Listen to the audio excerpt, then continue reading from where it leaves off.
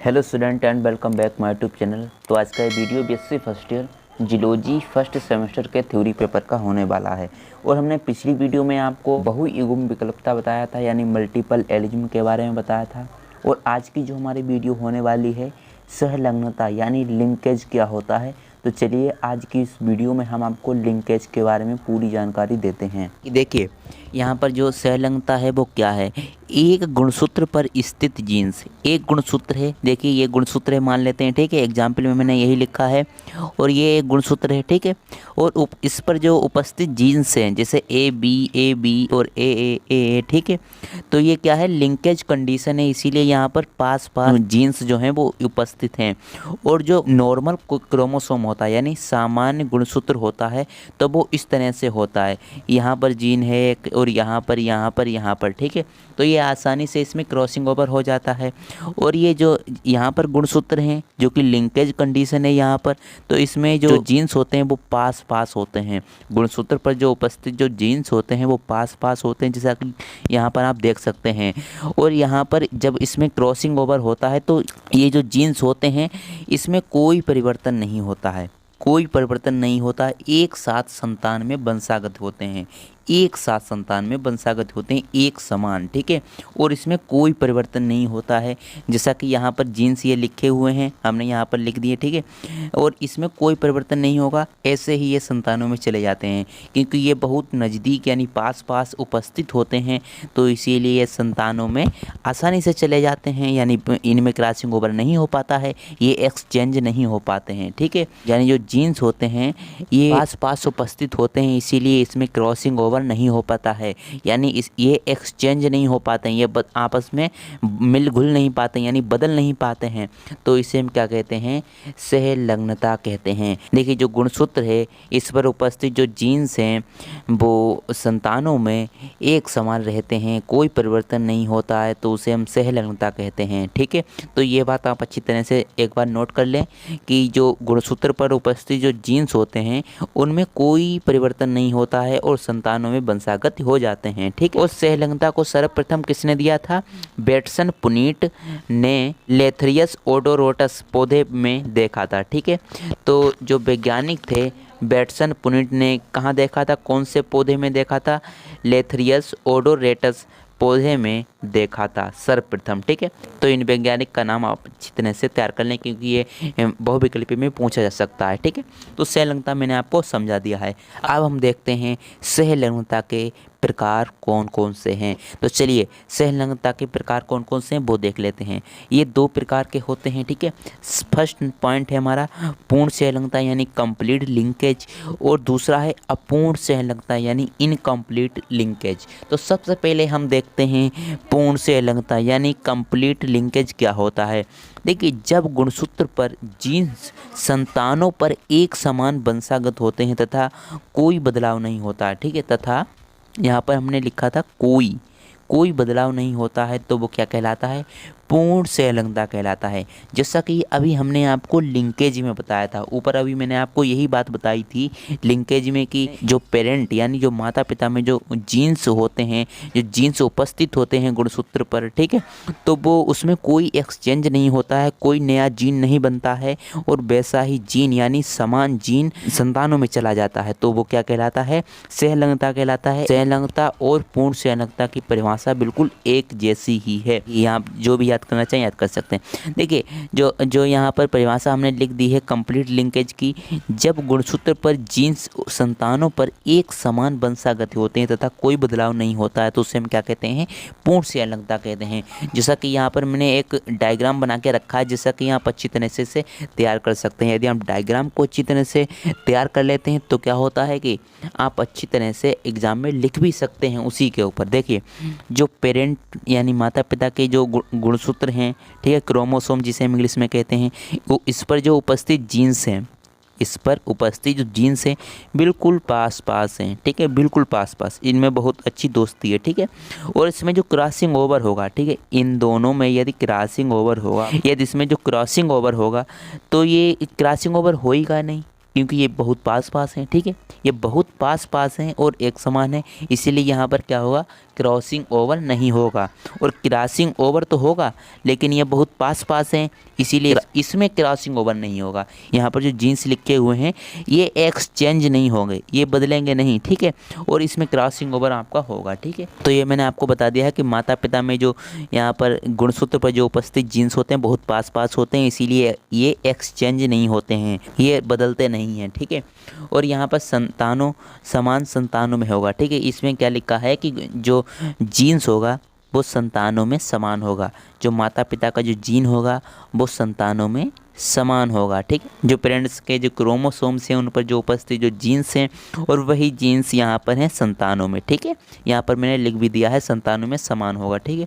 तो यहाँ पर देखिए यहाँ पर भी जीन्स समान है, बिल्कुल पास पास उपस्थित हैं, ठीक है। कोई एक्सचेंज यहाँ पर नहीं हुआ है, तो ये पूर्ण संलग्नता कहलाता है, ठीक है। इसका अब हम एग्जाम्पल देख लेते हैं। देखिए एग्जाम्पल में हमने क्या लिखा है, ड्रोसोफिला। पूर्ण संलग्नता में हमने क्या लिखा है, ड्रोसोफिला लिखा है। इस पर एक्सपेरिमेंट किसने किया था, इस पर जो एक्सपेरिमेंट था, प्रयोग था, वो किसने किया था, यानी कौन से वैज्ञानिक ने किया था, टी.एच. मॉर्गन ने किया था। ड्रोसोफिला पर जो एक्सपेरिमेंट था वो कौन से वैज्ञानिक ने किया था, टी.एच. मॉर्गन ने किया था। और ये एक बहुविकल्पीय प्रश्न हो जाता है। अब हम यहाँ पर देख लेते हैं कि यहाँ पर किस तरह से संकरण कराया गया है। ड्रोसोफिला में एक ग्रे शरीर एवं छोटी पंख वाली जो मक्खी ली हुई है, ठीक है, जो कि नर है। ये आप कह सकते हैं स्लेटी रंग यानी अल्प विकसित पंख, यानी उसमें जो पंख हैं वो अल्प विकसित हैं, विकसित पूरी तरह से विकसित नहीं है, अल्प विकसित है, यानी छोटी पंख वाली आप कह सकते हैं। ये क्या है, ये नर है। ये नर का निशान आप अच्छी तरह से जान लें, कभी कभी आपको नर नहीं लिखा मिलता है, सिर्फ ये निशान लगा हुआ मिलता है। और यहाँ पर एक दूसरी साइड में लिया है काले शरीर एवं लंबे पंख वाली मक्खी, ठीक है, जो कि क्या है, मादा है। और यहाँ पर भी ये आप कह सकते हैं काले शरीर या लंबे पंख वाली मक्खी को लिया गया है जो कि मादा है, ठीक है। तो ये भी आप कह सकते हैं और ये भी कह सकते हैं, बात तो एक ही है यहाँ पर, ठीक है। तो यहाँ पर जो स्लेटी रंग यानी अल्प विकसित पंख वाली जो मक्खी ली गई है वो मेल है, ठीक है, और ये फीमेल है, काले शरीर एवं लंबे पंख वाली। तो देखिए, तो हमने यहाँ पर ले लिया है, इसका ये जीन है, ठीक है। तो मेल यहाँ पर लिखा है और फीमेल यहाँ पर लिखा है। ये काले शरीर वाली है तो यहाँ पर काला मैंने बना दिया है, और ये लंबे पंख वाली है, ठीक है। और यहाँ पर स्लेटी रंग है और अल्प विकसित पंख है। और इसमें यदि हम क्रॉस करा देंगे तो क्या आ जाएगा, एक यहाँ से आ जाएगा, एक यहाँ से आ जाएगा, तो ये क्या बन जाएगा, स्लेटी रंग एवं लंबे पंख वाली मक्खी बन जाएगी, ठीक है। ये प्रथम पीढ़ी F1 में हो गया ये। अब हम आगे क्रॉस करा देंगे तो आगे क्रॉस किससे कराएंगे, काले शरीर एवं छोटी पंख वाली मक्खी से कराएंगे क्रॉस। तो ये इसका जीन हो गया, ठीक है। अब हम इन दोनों में क्या कराएंगे, क्रॉस करा देंगे तो क्या होगा, तो देखिए ये तो मेल है और ये फीमेल है। यदि हम इनमें क्रॉस कराएंगे तो देखिए F2 पीढ़ी में क्या होगा कि ये वाला यहाँ आ जाएगा और ये वाला यहाँ आ जाएगा और ये वाला यहाँ आ जाएगा और ये वाला यहाँ आ जाएगा, ठीक है। तो बात फिर से वही आ गई यहाँ पर, देखिए स्लेटी रंग एवं अल्प विकसित पंख वाली, ठीक है, मक्खी आ गई और काले शरीर और लंबे पंख वाली मक्खी आ गई। तो बात कहाँ पहुँच गई, वही बात पहुँच गई है जो कि यहाँ पर डेफिनेशन में हमने लिखी हुई थी। देखिए स्लेटी रंग एवं अल्प विकसित पंख वाली, और यहाँ पर क्या आ गया, स्लेटी रंग एवं अल्प विकसित पंख वाली। और यहाँ पर क्या है, काले शरीर एवं लंबे पंख वाली मक्खी आ गई। और यहाँ पर भी लिखा है काले शरीर एवं लंबे पंख वाली मक्खी आ गई। यानी इसमें कोई परिवर्तन नहीं होता है, ठीक है, कोई परिवर्तन नहीं होता है। जैसा ही माता पिता में जो जीन्स होता है, गुणसूत्र पर उपस्थित जो जीन्स होते हैं, तो वैसे ही जीन्स कहाँ जाते हैं, संतानों में जाते हैं। कोई एक्सचेंज यानी कोई परिवर्तन नहीं होता है, जैसा कि देखिए यहाँ पर लिखा हुआ है। अब हम आगे देखते हैं। तो देखिए स्टूडेंट, अपूर्ण संलग्नता क्या होता है, यानी इनकम्प्लीट लिंकेज क्या होता है। इसमें गुणसूत्र पर उपस्थित जीन युग्मक बनते समय, इसमें क्या होता है, गुणसूत्र पर उपस्थित जो जीन्स होते हैं वो युग्मक बनते समय गुणसूत्र के टूटने के कारण अलग अलग हो जाते हैं। जो गुणसूत्र के टूटने के कारण क्या होते हैं, जीन्स जो होते हैं वो अलग अलग हो जाते हैं और इन टुकड़ों के एक्सचेंज के संयोग से युग्मक में चले जाते हैं। तो इसमें क्या होता है कि गुणसूत्र पर जो जीन्स उपस्थित होते हैं, गुणसूत्र के ऊपर जो जीन्स उपस्थित होते हैं सीरियल वाइज, ठीक है। और फिर क्या होता है, युग्मक बनते समय गुणसूत्र के टूटने के कारण, युग्मक बनते समय किसी कारणवश जो गुणसूत्र होता है वो टूटने के कारण क्या होते हैं, जो जीन्स होते हैं वो अलग अलग हो जाते हैं, टुकड़ों में बिखर जाते हैं। फिर उसमें क्या हो जाता है, एक्सचेंज हो जाता है, फिर उसे हम क्या कहते हैं, युग्मक बन जाता है।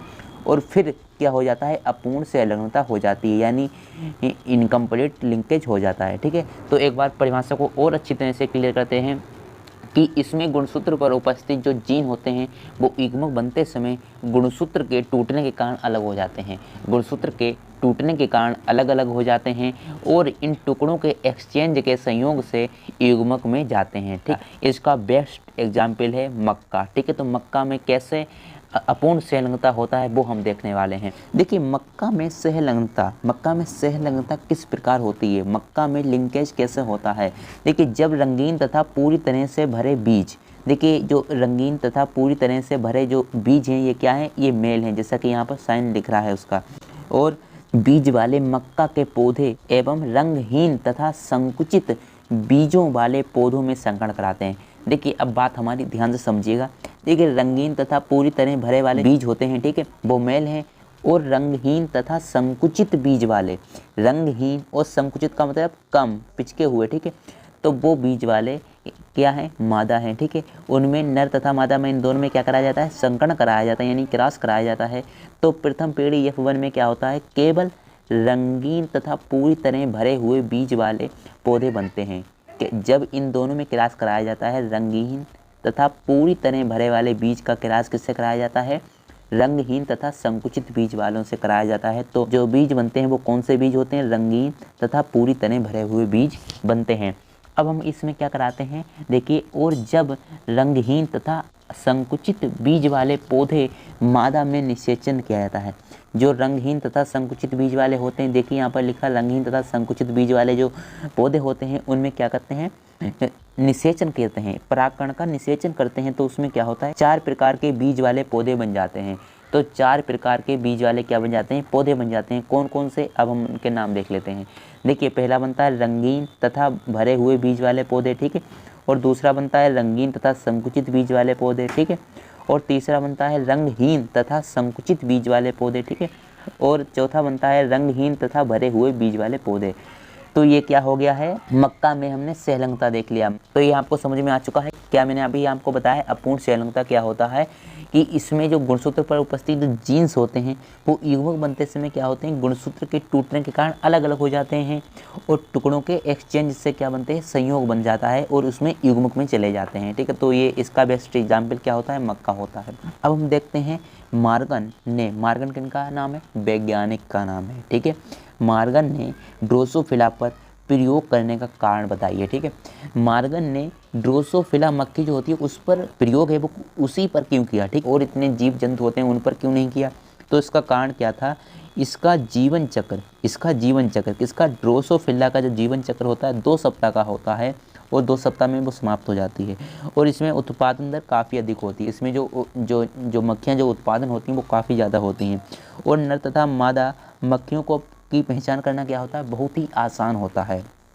और चौथा जो कारण था, प्रयोगशाला में नर एवं मादा मक्खियों में मैथुन कराना क्या था, संभव। तो इसीलिए मॉर्गन ने ड्रोसोफिला पर अपना प्रयोग किया। तो आई होप कि आपको सहलग्नता यानी लिंकेज अच्छी तरह से समझ में आ गया होगा। अगर समझ में आ गया है तो लाइक करें और चैनल पर पहली बार आए हुए हैं तो चैनल को जल्दी से सब्सक्राइब कर लें ताकि मैं और वीडियोज आपके लिए फटाफट से अपलोड कर सकूँ। तो जब तक के लिए जय हिंद, जय भारत।